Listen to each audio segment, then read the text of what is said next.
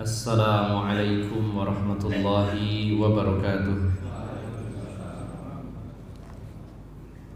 Alhamdulillahilladzi arsala rasulahu bil huda wa dinil haq liyuzhirahu 'alad dini kullihi wa kafa billahi shahida. Wa ashhadu an la ilaha illallah wahdahu la syarika lah. Wa ashhadu anna Muhammadan abduhu wa rasuluhu la nabiyya ba'dah. Sallallahu alaihi wa ala alihi wa ashabihi wa tabi'in wa tabi'it tabi'in wa man tabi'ahum bi ihsanin ila yaumiddin. Ya ayyuhalladzina amanu taqullaha haqqa tuqatih wa la tamutunna illa wa antum muslimun, amma ba'd. Para alim ulama, para ustadz, para sesepuh yang senantiasa saya hormati dan saya muliakan, bapak-bapak dan ibu-ibu jamaah Masjid An-Nur yang dirahmati Allah Subhanahu wa taala.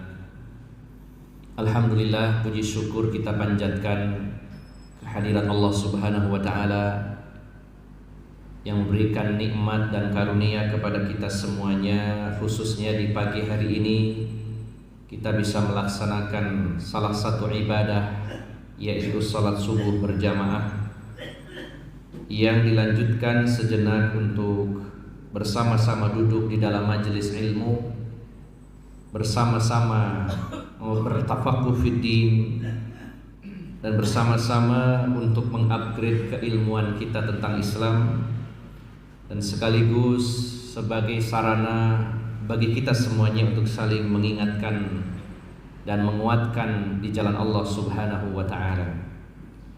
Bapak Ibu yang dimuliakan Allah Subhanahu wa taala, mari kita berupaya untuk senantiasa merapatkan barisan kita kaum muslimin dalam segala situasi dan kondisi, bersatu dan berkumpul di dalam kebenaran, bukan bersatu dan berkumpul di atas kebatilan. Karena pada hari ini banyak orang yang berkumpul dan bersatu tapi bukan di atas kebenaran. Bahkan banyak sekali objek-objek kemaksiatan menjadi objek yang dijadikan sarana untuk pemersatu. Ada istilah populer di tengah-tengah masyarakat kita, pemersatu bangsa. Kalau kita perhatikan, maka perkara yang dianggap bisa mempersatukan itu tidak selalu adalah berupa kebaikan-kebaikan. Seperti satu misal, ini satu contoh saja. Mungkin ada seorang tokoh wanita di negeri ini yang mungkin secara penampilan memang menarik, terutama bagi kaum laki-laki. Entah itu apa kelebihan yang dimilikinya, lalu dimunculkan di sosial media dan ditulis pemersatu bangsa, dengan alasan dari bangsa manapun, dari suku manapun, dari latar belakang apapun, tapi semua sepakat bahwa wanita ini secara penampilan menarik. Jadi sekarang banyak Bapak Ibu jamaah sekalian kalimat seperti itu, tapi dalam sisi dan konotasi yang negatif. Maka Bapak Ibu jamaah sekalian, mari kita bersatu di atas Islam, bersatu di atas Al-Quran dan Sunnah Nabi SAW, karena inilah memang hakikat persatuan yang sesungguhnya. Maka mudah-mudahan pertemuan kita di masjid ini sebagai salah satu pemersatu kita di jalan Allah Subhanahu wa taala. Terlebih pada situasi yang kurang menguntungkan pada hari ini, kita harus betul-betul kompak dan kita lebih banyak menyatukan barisan kaum muslimin, terutama di masjid-masjid Allah Subhanahu wa taala. Inilah mungkin satu tempat yang paling kondusif saat ini untuk menyamakan visi dan misi kita di jalan Allah Subhanahu wa taala. Oleh karena itu Bapak Ibu jamaah sekalian, mari kita lebih bersungguh-sungguh dan serius untuk menghadiri masjid dan juga menghadiri majelis-majelis ilmu seperti pagi hari ini. Baik Bapak Ibu jamaah sekalian yang dimuliakan Allah Subhanahu wa taala, masih dalam kitab Ad-Da'u wad-Dawa, di antara perkara-perkara yang menjadi dampak negatif dari perbuatan dosa adalah dalam salah satu pasal yang berbunyi faslun al-ma'asi tuzilun ni'am wa tahullun niqam. Perbuatan maksiat itu akan menghilangkan nikmat-nikmat dan justru akan menghalalkan kebinasaan atau malapetaka. Maksiat-maksiat, dosa-dosa, kemungkaran-kemungkaran itu akan menghilangkan nikmat-nikmat Allah dan otomatis sekaligus menghalalkan, artinya mengundang, yaitu an-niqam, yaitu kebinasaan, bencana atau malapetaka. Wa min uqubatiz dzunubi annaha tuzilun ni'ama wa tahun niqama. Fama zalat 'anil 'abdi ni'matun illa bidzambin wa la halat bihi niqmatun illa bidzambin. Kama qala Ali bin Abi Thalib radhiyallahu anhu, ma nazala bala'un illa bidzambin wa la rufi'a bala'un illa bitaubatin.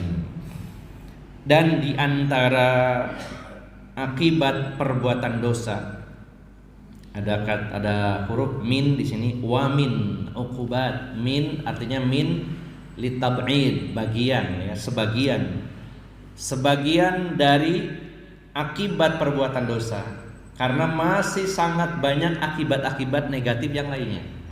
Ini baru salah satu, maksudnya salah satu dari akibat perbuatan dosa adalah hilangnya nikmat-nikmat dan datangnya malapetaka. Sekaligus otomatis kalau nikmat itu diangkat oleh Allah, dihilangkan oleh Allah, sekaligus datang sebagai penggantinya adalah bencana dan malapetaka.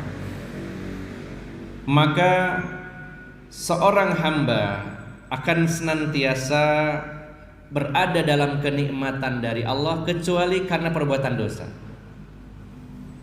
dan tidak akan dihalalkan baginya kebinasaan, bencana, dan tidak akan pernah datang bencana itu kecuali karena perbuatan dosa. Sebagaimana perkataan Ali bin Abi Thalib, ma nazala bala'un illa bidzambin. Tidaklah bala, bencana itu turun kecuali karena dosa, dan tidak akan diangkat pula bala tersebut kecuali dengan taubat.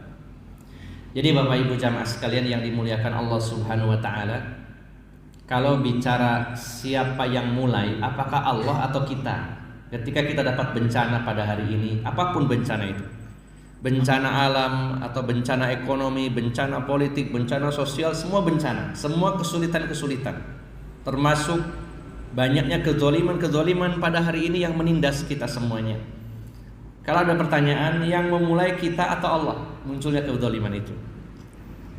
Maka Bapak Ibu jamaah sekalian, kita harus sadar dan yakin bahwasanya Allah itu maha adil, Allah itu maha penyayang. Tidak mungkin tiba-tiba alokasi bencana begitu saja. Maka yang memulai adalah kita sendiri. Tadi dikatakan bahwa seorang hamba akan senantiasa berada dalam kenikmatan, ya, kecuali kalau dia ini berbuat dosa. Dan tidak akan datang bencana kecuali karena dia telah berbuat dosa. Sebagaimana Ali bin Abi Thalib pernah mengatakan dalam sebuah pernyataan, beliau mengatakan, tidaklah bencana ini turun kecuali karena perbuatan dosa. Artinya bencana dulu turun itu ada sebabnya, yaitu perbuatan dosa, dan akan dihilangkan kembali oleh Allah kalau kita bertaubat kepada Allah Subhanahu wa ta'ala. Jadi Bapak Ibu jamaah sekalian, Allah itu maha pengasih, maha penyayang, bukan Tuhan yang zalim, semena-mena, sewenang-wenang. Walaupun Allah berkuasa, walaupun Allah punya sifat berkehendak, berkuasa, terserah Allah mau melakukan apapun, tapi Allah tidak pernah berbuat zalim kepada hamba-hambanya. Walaisa bizallamin lil abid, dan Allah itu tidak akan pernah berbuat zalim kepada hamba-hambanya. Maka Allah yang menciptakan kita, menurunkan orang tua kita di bumi ini, lalu kita lahir di sini, dan Allah berikan fasilitas-fasilitas, kenikmatan-kenikmatan, dan semua itu Allah berikan atas kasih sayangnya, dan itu terus akan Allah kasihkan sampai kita sendiri yang merubahnya dengan kemaksiatan. Maka Allah menyatakan di dalam surat Asy-Syura ayat yang ke-30, Allah berfirman, "Wa ma asabakum min musibatin fabima kasabat aydikum wa ya'fu an katsir."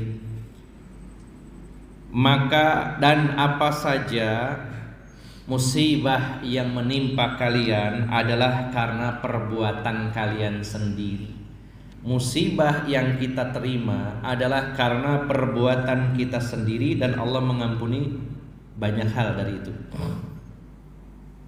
Kemudian juga firman Allah dalam surat Al-Anfal ayat 53. Allah berfirman, "Zalika bi anna Allah lam yakum mughayyiran ni'matan an'amaha 'ala qaumin hatta yughayyiru ma bi anfusihim."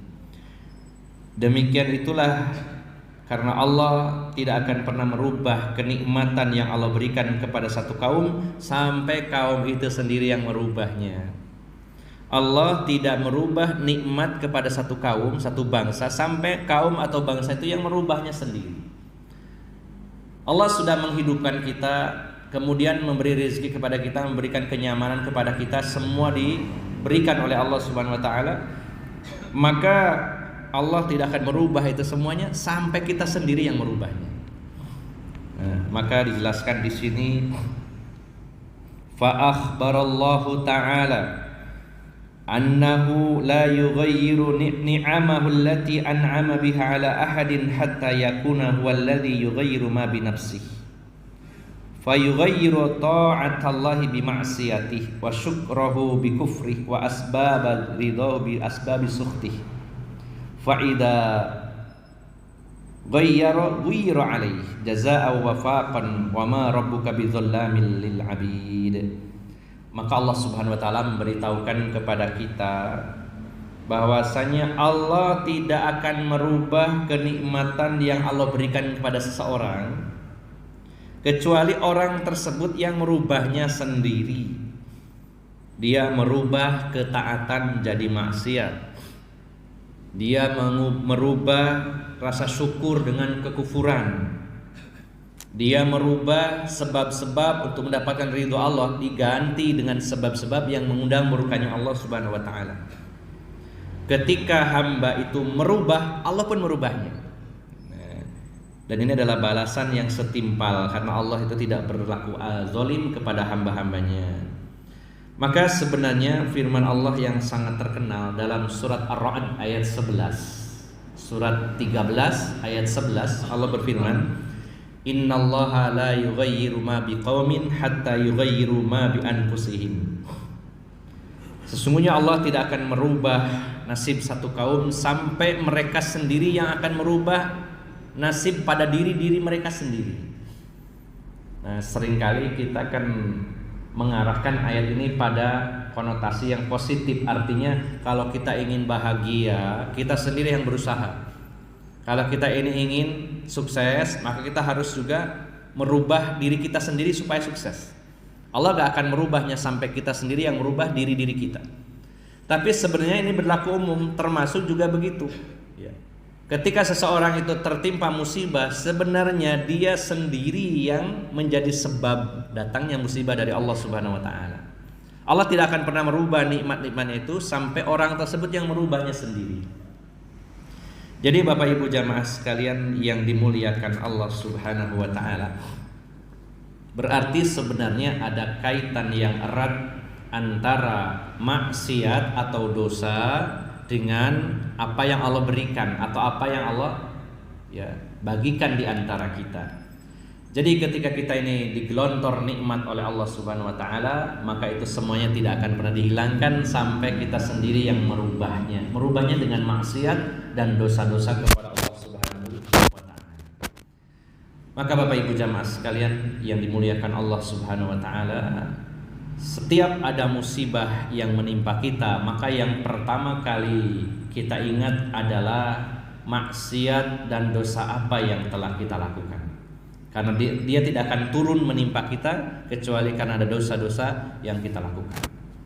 Mungkin ada yang bertanya, musibahnya menimpa anak saya, salah apa anak saya? Maka salah satu halnya, poinnya adalah bahwa anak ketika terkena musibah, contohnya sakit, sebenarnya bukan susah anaknya saja, tapi orang tuanya juga. Bahkan bisa jadi orang tuanya lebih berat dan lebih susah merasakannya, harus merawatnya, mengalokasikan tenaga, pikiran. Maka kembalinya kepada dirinya juga, bahwa barangkali ada dosa-dosa di masa lalu yang menjadi sebab turunnya musibah, yang imbasnya juga kepada anak keturunannya. Maka Bapak Ibu jamaah sekalian, jika kebaikan ya yang kita lakukan juga berimbas kepada diri kita dan juga kepada mungkin orang lain, dalam hal ini keluarga kita dan generasi di bawah kita, maka begitu pula dosa-dosa kita harus hati-hati, karena imbasnya bisa jadi dirasakan oleh keluarga kita sendiri. Kemudian Bapak Ibu jamaah sekalian, jika memang maksiat itu mengundang bala dan musibah, lalu pertanyaannya adalah, mengapa banyak orang jahat tapi semakin mujur gitu ya. Kadang-kadang kita ini seolah-olah tidak sabar, ini orang ini sudah nyata-nyata zalim ya.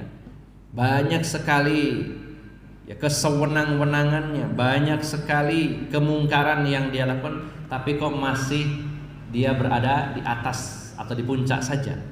Seolah-olah dia tidak bergeming dan tidak terpengaruh dengan perbuatan maksiat dan kezaliman-kezalimannya. Bahkan kita kadang-kadang akhirnya berburuk sangka kepada Allah, na'udzubillah. Kadang berpikir ini orang zalimnya sudah kelewatan, tapi kok malah tambah melejit gitu. Maka Bapak Ibu jamaah sekalian yang dimuliakan Allah Subhanahu wa taala, kalau kita menjumpai fenomena seperti ini, bahkan saya juga pernah ditanya, mengapa orang yang jahat kok semakin banyak rezekinya? Ya, semakin mujur, jabatannya tinggi, udah gitu jabatannya tinggi, anak-anaknya diangkat jadi pejabat juga, ya, misalkan begitu. Terus dapat limpahan harta dan lain-lain. Mengapa bisa demikian? Bukankah ahlu maksiat, pelaku kemungkaran akan dapat musibah? Tapi buktinya tidak. Nah, ini perlu diluruskan Bapak Ibu jamaah sekalian. Yang pertama, bahwa musibah itu tidak harus identik dengan sesuatu yang tidak menyenangkan ya. Musibah itu tidak harus berupa sakit atau mungkin kecelakaan dan lain sebagainya. Karena bukan menjadi selalu ukuran ya, seseorang itu dimuliakan oleh Allah karena dilimpahi rezeki yang banyak, dan juga bukan sebuah ukuran seseorang itu dihinakan Allah ketika rezekinya seret. Ini yang pertama. Sebagaimana tadi dalam surat Al-Fajr Allah menyatakan, fa'ammal insanu idza mabtalahu rabbuhu fa'akramahu wa na'amahu fayaqulu rabbi akraman wa amma idza mabtalahu faqadara alaihi rizqahu fayaqulu rabbi ahanan. Adapun manusia itu ketika Allah Subhanahu wa taala memberikan dia nikmat-nikmat ya, diberikan jabatan-jabatan, harta yang banyak, popularitas dan sebagainya, lalu mereka mengatakan Tuhanku telah memuliakan aku. Dan adapun manusia ketika diuji oleh Allah dengan kesempitan rezeki, disedikitkan rezekinya, lalu dia mengatakan Tuhanku menghinakan aku. Allah jawab dengan tegas di ayat berikutnya, kalla, tidak seperti itu. Kalla ya, tidak seperti itu. Karena kemuliaan seseorang tidak diukur dengan apa yang diberikan berupa harta dari Allah Subhanahu wa taala. Dan kehinaan juga tidak diwujudkan dalam seretnya sebuah rezeki. Ini yang pertama. Kemudian yang kedua, Bapak Ibu jamaah sekalian, kalau ada pertanyaan, ini sudah jahat, zalim, bermaksiat, tapi kok rezekinya lancar? Maka yang kedua, inilah yang kita kenal dengan istilah istidraj. Sebenarnya diberikan itu hanya untuk menjauhkan dia dari Allah. Ketika dia maksiat, ditambah rezekinya, semakin jauh lagi dia. Ketika dia berdosa, kemudian diberikan rezeki oleh Allah Subhanahu wa taala, maka dia semakin menjadi-jadi dalam perbuatan dosa. Kalau diberikan kesempitan, justru dia akan kembali. Bisa jadi dia mengkoreksi. Nah, dengan dilapangkannya rezeki ketika dia bermaksiat, justru dia semakin dalam kemaksiatannya, dan itu ada batas waktunya. Sebagaimana orang Jawa bilang ono titik wancine. Maka kita ingat firman Allah dalam surat Al-An'am, surat yang ke-6 ayat 44. Allah berfirman, "Falamma nasu ma dzukkiru bih, fatahna 'alaihim abwaaba kulli syai'." Allah menyatakan, maka ketika mereka melupakan peringatan dari Allah, mereka melanggar aturan-aturan Allah Subhanahu wa taala, mereka melampaui batas-batas yang telah ditetapkan oleh Allah Subhanahu wa taala, kedzaliman yang sangat besar. Fatahna 'alaihim abwaaba kulli syai', akan kami bukakan seluruh pintu-pintu kebaikan untuknya. Ini Allah sudah tegaskan memang. Ada kalanya manusia itu seperti ini, dia bermaksiat tapi Allah bukakan.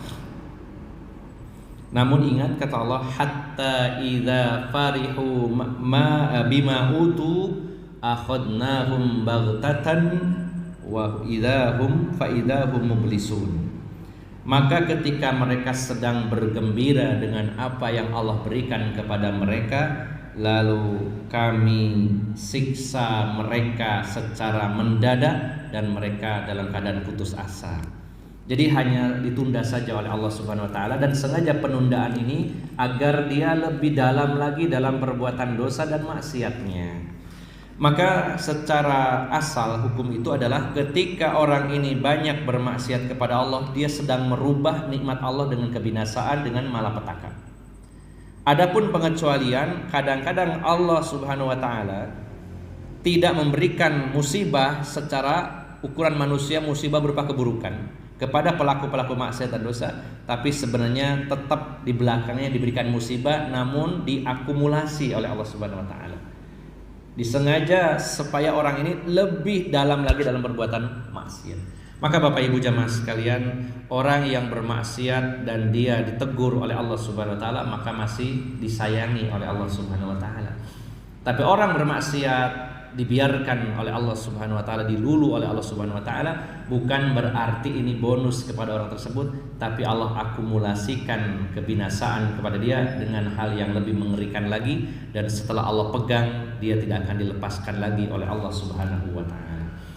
Maka Bapak Ibu jamaah sekalian, dari sini kita bisa mengambil satu kesimpulan bahwa Allah Subhanahu wa taala secara asal adalah zat yang Maha Penyayang tentunya, dan tidak akan memberikan musibah kepada kita sampai kita sendiri yang merubah nikmat-nikmat tersebut dengan malapetaka gara-gara perbuatan dosa dan maksiat kita kepada Allah Subhanahu wa taala. Maka Bapak Ibu jamaah sekalian, ini salah satu dari akibat buruk perbuatan dosa yang harus kita ingat selalu, bahwa maksiat menghilangkan kenikmatan dan mengundang malapetaka dari Allah Subhanahu wa taala. Demikian, semoga Allah Subhanahu wa taala senantiasa menjaga kita semuanya dari perbuatan dosa dan maksiat, terutama dari perbuatan zalim yang melampaui batas, dan semoga Allah Subhanahu wa taala menunjukkan kepada kita jalan yang lurus, dan semoga diberikan keistiqomahan di atas jalan yang lurus. Demikian, semoga bermanfaat. Mohon maaf atas segala kekurangan. Billahi taufiq wal hidayah. Wassalamualaikum warahmatullahi wabarakatuh.